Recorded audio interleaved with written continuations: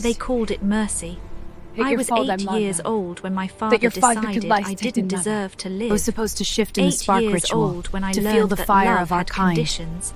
I felt that a nothing. father's protection could Valerius evaporate like morning frost. Looked at me not with that anger, your worth as a but wolf could disappointment. be measured in a single moment. My name is Valora, and the I am the moment daughter you were they supposed erased. to shift. They thought I was And weak, if that defective, moment never ashamed came, to the you were bloodline. nothing. The Frost Peaks I didn't remember kill me, the they cold. revealed me. The The spark I Frost was told I Peaks lacked, lived up to too their bright name for their that small night, flames to wind recognize. slicing From through my discarded child thin to sovereign Luna ceremonial of the dress North, like claws. from defective to divine, I'd worn it from for the erased spark to ritual. unstoppable.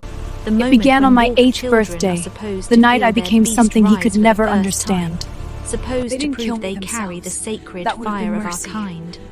But I'd stood in that breath of circle thy of mercy. flame and felt nothing. No heat answering the bonfire. No wolf howling beneath my skin. Just the terrible, hollow silence of a body that refused to transform. And Alpha Valerius, my father, the most powerful wolf in the Iron Claw pack, had looked at me with something worse than hatred. Disappointment. My name is Valora, and I am the daughter they erased. They thought I was defective, broken, a humiliation to a bloodline that had never produced anything less than excellence.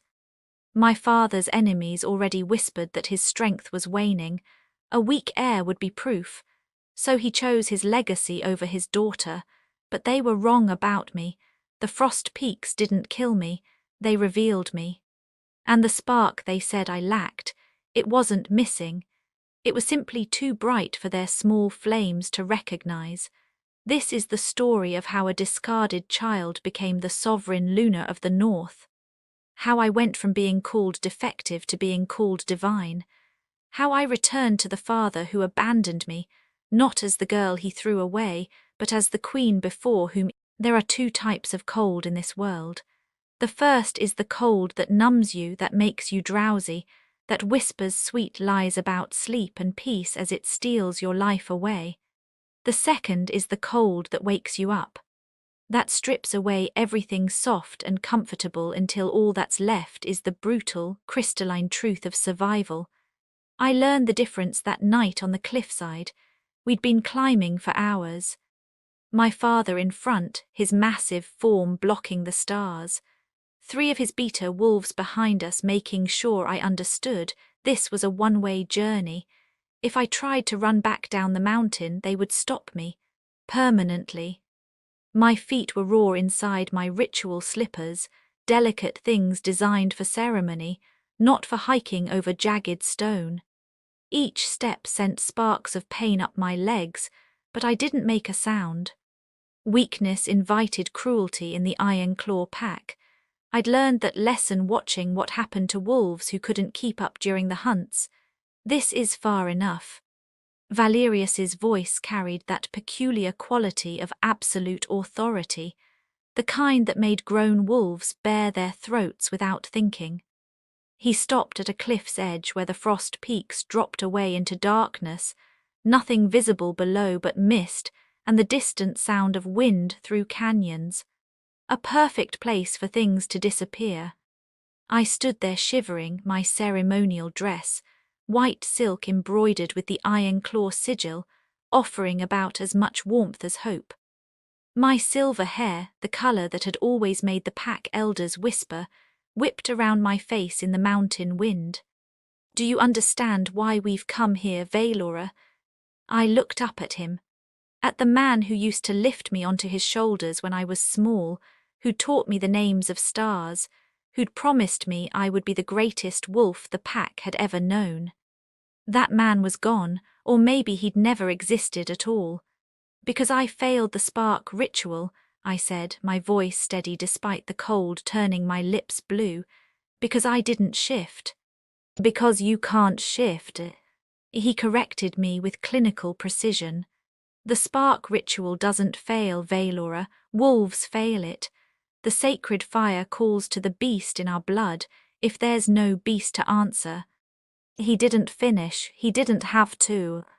No beast meant no wolf meant human, and humans had no place in the Iron Claw pack. I could try again, I heard myself say, hating the pleading edge that crept into my voice. Maybe I just need more time. I'm only 8, some wolves don't shift until… No, the word fell like an executioner's blade. I've consulted with the elders, with the seers, they all agree. You bear no spark, Valora, not even an ember. Your blood runs cold. One of the beaters behind me shifted his weight, uncomfortable. Even wolves who served my father without question found this distasteful, leaving a child on a mountain to freeze, but none of them would stop him. Alpha's word was law. The Iron Claw lineage has stood unbroken for 300 years, Valerius continued, and I realized he was justifying this. Not to me, to himself. Every alpha, every heir has been stronger than the last. We are the fire that other packs fear, the strength that holds the eastern territories. He crouched down, bringing his face level with mine. This close, I could see the gold flecks in his brown eyes, could smell the familiar scent of pine and smoke that meant safety, that meant home.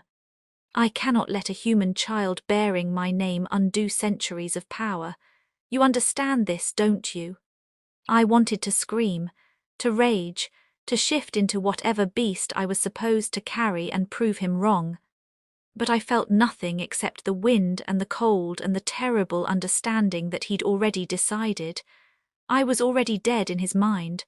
This was just the formality. The pack can't know, he said, standing again. So the story will be that you wandered off during the celebration and fell. A tragic accident.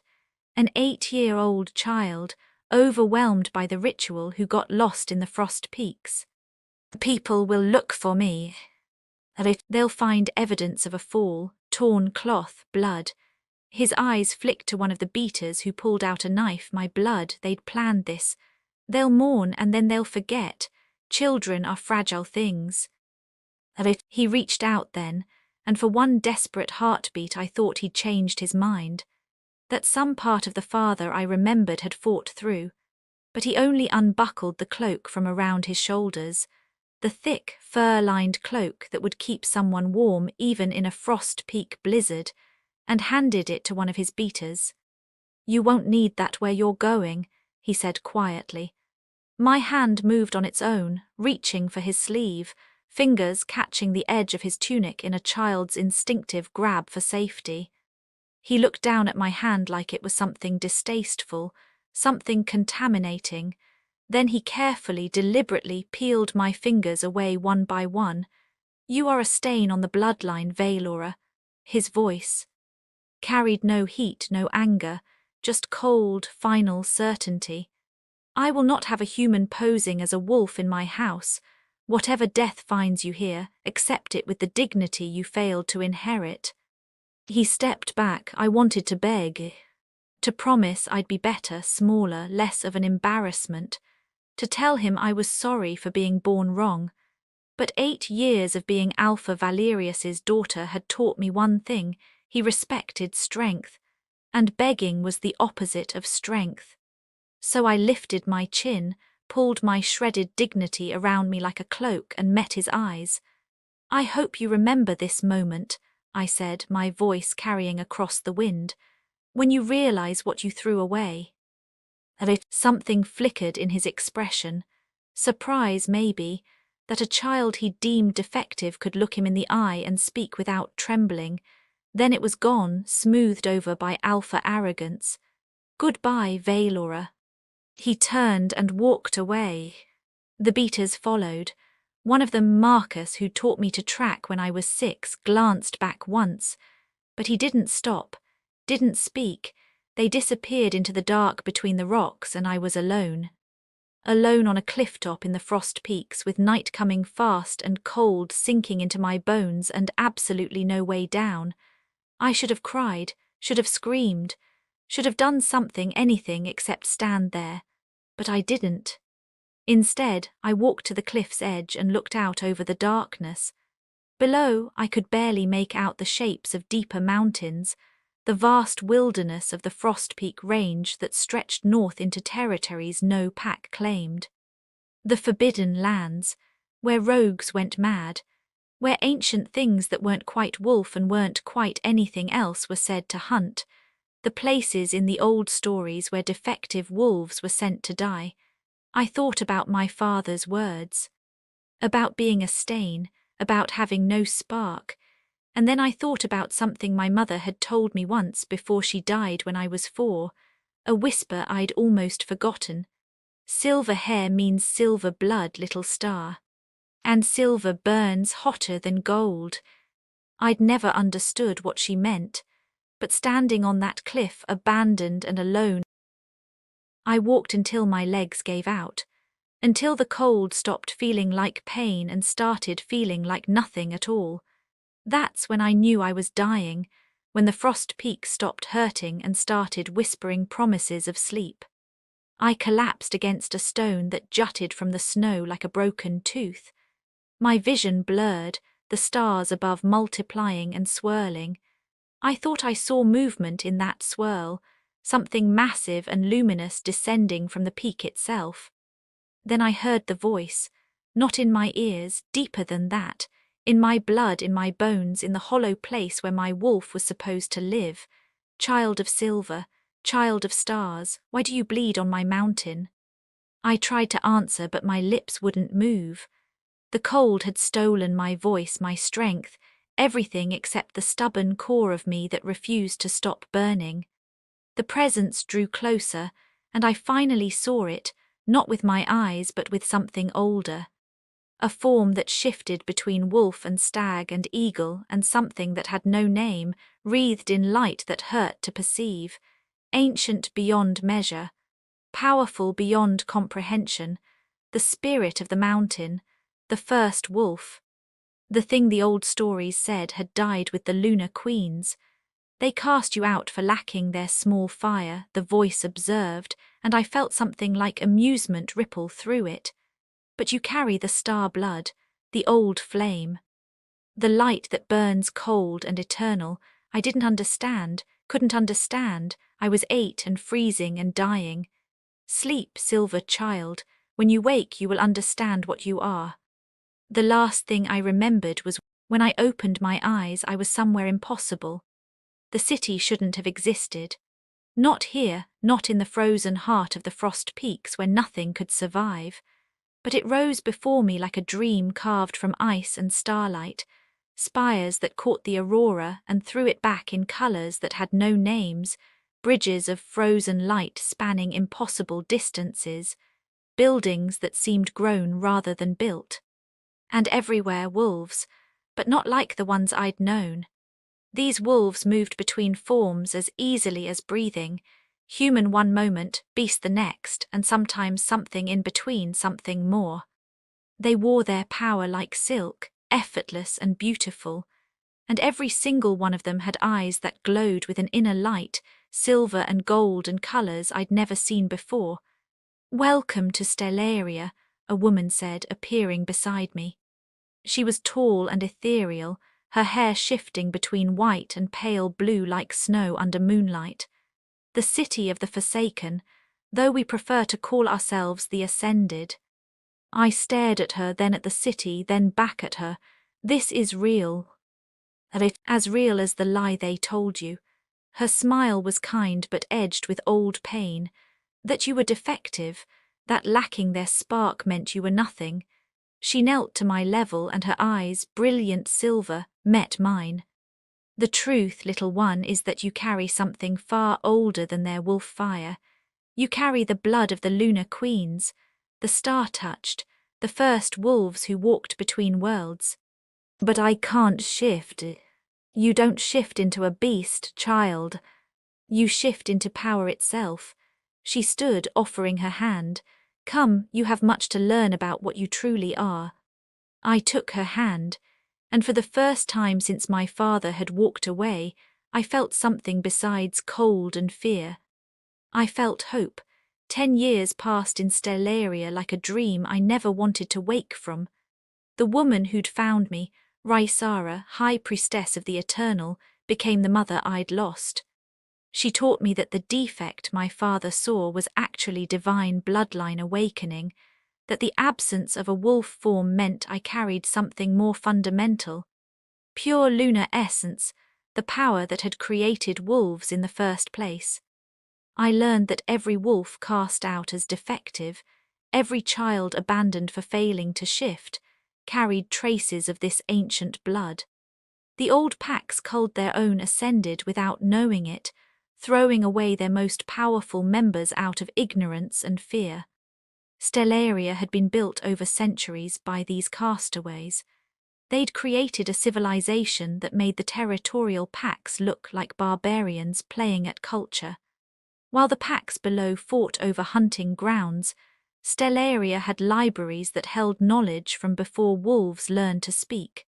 While alphas ruled through violence and dominance, Stellaria was governed by a council of ascended who'd learned to channel power through wisdom rather than force. And I thrived. By 18, I could call light from my hands, could speak to the mountain winds, could feel the pulse of star blood in every living. The thought cut off as the council chamber doors opened and he walked in. I'd heard of the Shadow King, of course. Everyone in Stellaria had. Calyx, the Ascended who ruled the northern wastes, who commanded an army of outcasts and rogues and wolves who'd rejected pack law. He was a legend, a ghost story, the wolf who'd survived challenges from 50 alphas and killed them all. I hadn't expected him to be young, to be beautiful in the way winter storms are beautiful, dangerous and vast and impossible to look away from. And I definitely hadn't expected the star blood to ignite the moment our eyes met. The sensation hit like lightning, like falling, like coming home after a lifetime of wandering. Every nerve in my body came alive, singing recognition so fundamental it existed before language. The very air between us crystallized with power, frost forming on the stone floor in spiraling patterns that matched the sudden racing of my heart. His eyes, black as void, lit with silver stars, widened. "You," he breathed, and his voice was shadows made sound. "You," I echoed because there were no other words. Dual soul, the rarest bond in existence. Two ascended whose power resonated in perfect harmony, whose very essences called to each other across distance and time and fate itself. The thing I'd waited for, the thing that would... The complication, as it turned out, was that Calyx had come to Stellaria with news. "The blight," he said, spreading a map across the council table. Black marks stained the territories, spreading from the eastern edge like rot. It started 3 months ago in the Iron Claw pack. Now it's spreading to every pack that holds territory adjacent to them. I stared at the black marks, feeling something cold settle in my stomach. Iron Claw, my father's pack. "What kind of sickness?" Rysara asked. "Not sickness, spiritual corruption." Calyx's finger traced the spread. "It attacks the wolf spirit directly. Infected wolves lose their ability to shift, then they lose their minds, then they die." Slowly, painfully, his dark eyes found mine, and it only affects those with pure pack bloodlines. The stronger the lineage, the faster it spreads. The irony wasn't lost on anyone in the room. The packs that had spent centuries culling wolves without proper bloodlines were now being destroyed by something that targeted that exact purity. "Can it reach Stellaria?" someone asked. "No," Rysara said. "The blight feeds on wolf fire. We're star-touched. It can't survive in our essence." She paused. "But we're also the only ones who can cure it." The silence fell over the council chamber. "You're suggesting we help the packs," Calyx said slowly. "The same packs that threw us away like refuse, that abandoned children to die, that built their strength by destroying ours." "I'm suggesting," Rysara said carefully, "that we have a choice to make. Be better than they are, or let thousands die for the sins of their alphas." I felt everyone's eyes turn to me, because this wasn't just political anymore. This was personal. Alpha Valerius, who'd left his daughter on a mountain to freeze, was now watching his pack die from a disease I could cure. The universe had a sense of humor after all. What do we know about the Iron Claw pack's current state? I asked, surprised by how steady my voice sounded. Calyx pulled out another report. Alpha Valerius has lost 20 wolves in the last month. His beta line is infected. His heir apparent died 2 weeks ago. He looked up. He's desperate, and desperate alphas make dangerous decisions. Good, I said softly. Let him be desperate. Rysara raised an eyebrow. Elara. We'll help, I cut her off, but not out of mercy, out of strategy. I stood, feeling the star blood surge through me, feeling 10 years of growth and power and suppressed rage finally finding direction. The Centennial Summit is in 6 weeks. Every alpha in the realm will be there. Understanding dawned in Calyx's eyes. You want to make an entrance? I want to make them beg. I smiled, and it wasn't kind. Let word spread that the eternal Luna has the cure. 6 weeks later, I stood at the entrance to the neutral grounds, veiled and cloaked in starlight-woven silk that obscured everything except my eyes. The summit hall rose before me like a monument to pack pride, massive and ancient, built from stone that had witnessed 3 centuries of alpha posturing. Every powerful pack in the realm would be inside, including him. Calyx stood at my right, his own face shadowed by a hood. An honor guard of Ascended flanked us, their power barely contained, making the air shimmer with heat and cold and something that transcended both. Last chance to change your mind, he murmured. I thought about the 8-year-old girl freezing on a cliffside, about 10 years of building power in secret while the packs tore each other apart over scraps of territory. About every abandoned child who'd found their way to Stellaria and learned they were never defective, just divine. No, I said, it's time they learned what they created. The doors opened, and we walked into a room full of alphas. The silence was immediate and absolute. Every wolf in the hall turned to stare at the procession of hooded figures radiating power they couldn't name. I felt their confusion, their fear, their desperate hope that maybe this mysterious Luna could save them.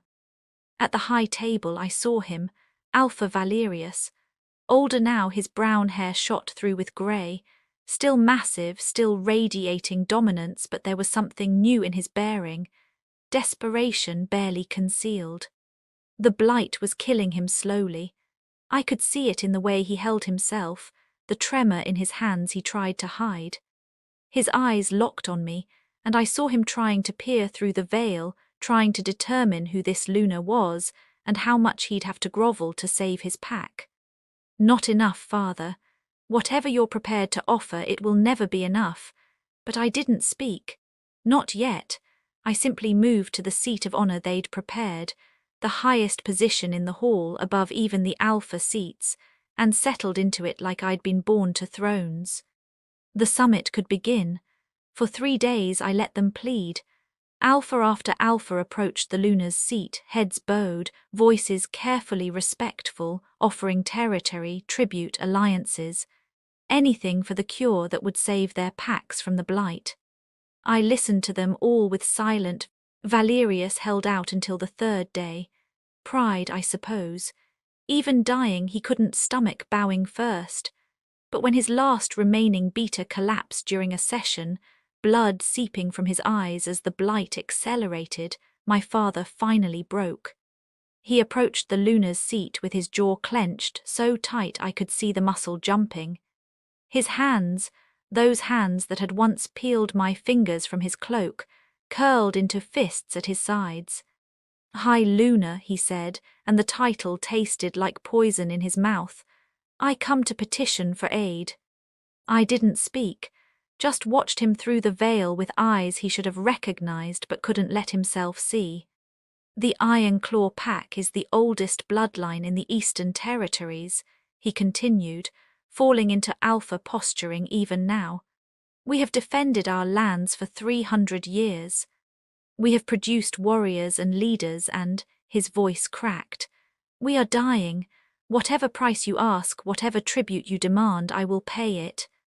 Still I said nothing. The silence stretched, painful and taut. Other alphas watched with barely concealed schadenfreude. Valerius was powerful, respected, feared. Watching him grovel was entertainment. Finally, he did what I'd been waiting for, what he'd never done for me.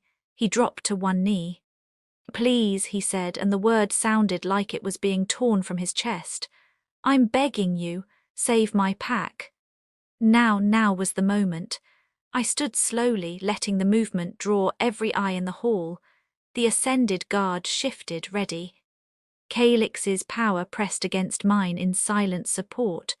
"Tell me, Alpha Valerius," I said, speaking for the first time, letting my voice ring clear through the hall.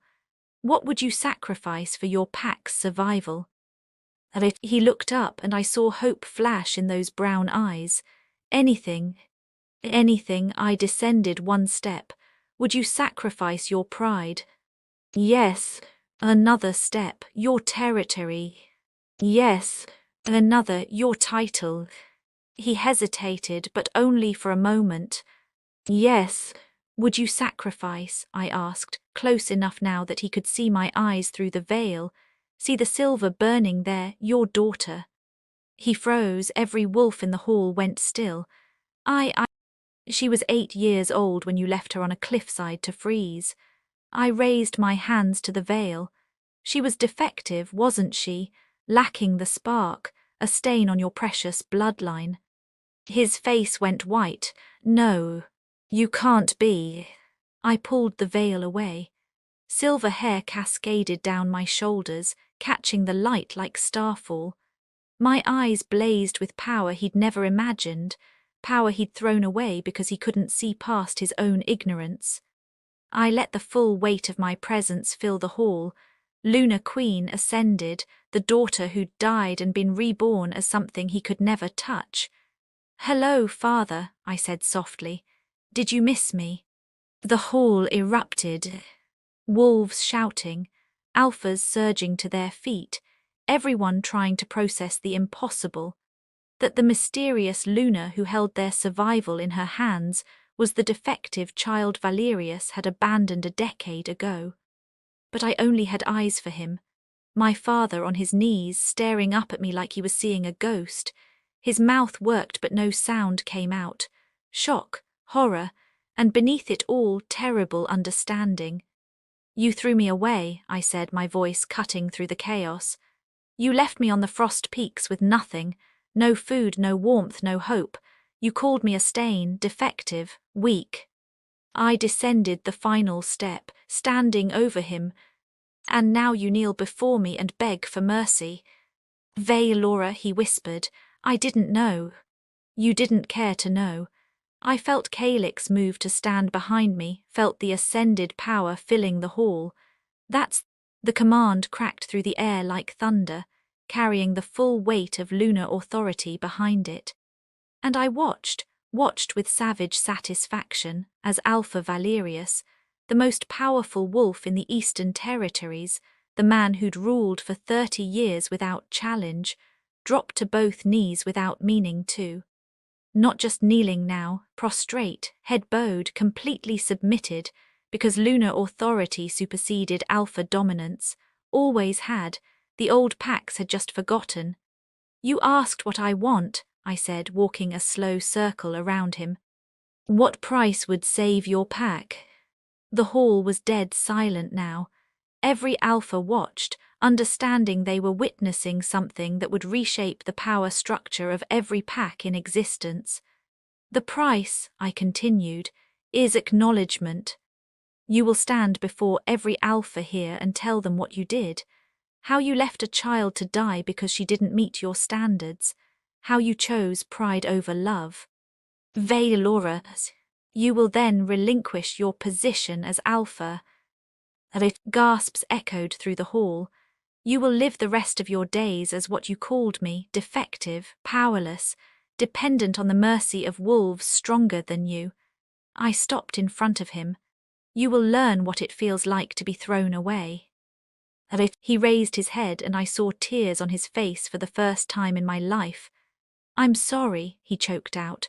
I'm so sorry, I was wrong, I was a fool, please Your apology means nothing to me, I said flatly. But your exile will mean everything to the children you would have thrown away next. To every future, defective wolf who might have faced your judgment. I turned to address the hall. The blight exists because you've spent centuries culling your own ascended. The star blood protects against spiritual corruption, but you've been throwing those bloodlines away like garbage. You created this plague yourselves. I let that sink in.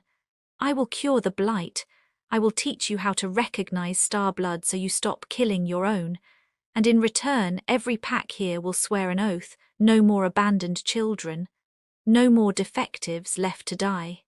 Every wolf who fails to shift will be brought to Stellaria, where we'll teach them what they truly are. An older alpha stood. You're asking us to give you our failed wolves. What's to stop you from building an army against us? I smiled. I already have an army. I'm offering you a chance to stop being monsters. Caelix stepped forward, shadows pooling around him.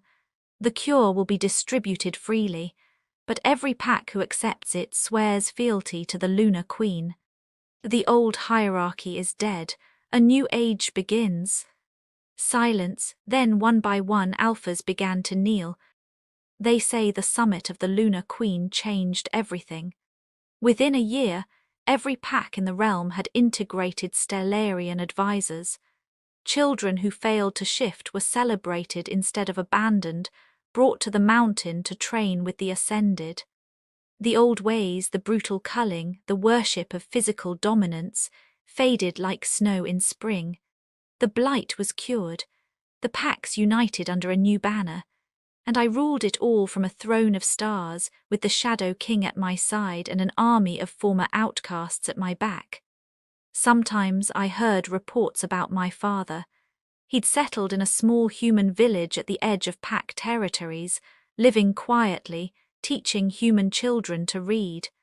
A defective wolf doing defective things. Part of me wanted to hate him forever, to let that 8-year-old's pain define me, but Caelix taught me something about power. Real power wasn't crushing your enemies. It was choosing mercy when you had every right to destroy. So I let him live, let him watch from exile as his defective daughter reshaped the world. 10 years after the summit, on the anniversary of my abandonment, a letter arrived at Stellaria. The handwriting was shaky-aged, but I recognized it. Valora, I know I have no right to your forgiveness, no right even to write this, but I wanted you to know that I see it now, the city you've built, the wolves you've saved, the world you've changed. You were never defective, you were divine, and I was too blind to see it. I threw away the sun because I couldn't recognize light. I'm sorry, I'll be sorry until I die. But more than that, I'm proud. I'm proud of what you became despite me. I held the letter for a long time, feeling nothing and everything at once. Caelix found me on the balcony, looking out over Stellaria's lights. Are you all right? He asked. I thought about the question, about the girl who'd frozen on a mountain and the queen she'd become, about pain and power and the strange alchemy that turned one into the other. I'm better than all right, I said finally. I'm free. I let the letter go, watched it catch the wind and spiral away into the starlit dark. Somewhere below, in a city full of wolves who'd been thrown away, children laughed and played and learned they were never broken, just different, just divine, and I ruled over them all, the forsaken Luna who'd learned that the greatest revenge wasn't destroying your enemies. It was proving them so completely wrong that their whole world had to change to accommodate your truth. The girl they'd left to die had become the woman before whom even gods would kneel, and that, I'd discovered, was more than enough. Valora, the girl they left to die on the Frost Peaks, became the Lunar Queen who reshaped the world. The girl they called Defective turned out to be divine. She didn't just survive. She healed the blight, united the packs, and created a new era. And she did it all on her own terms. But now we have to ask ourselves, if you had the power Valora held, what would you do? Would you seek revenge, or would you rise above and choose mercy like she did? And what about the people who wronged you? Could you forgive them, or would you make them live with the consequences forever? I want to hear from you. Comment below. Which moment of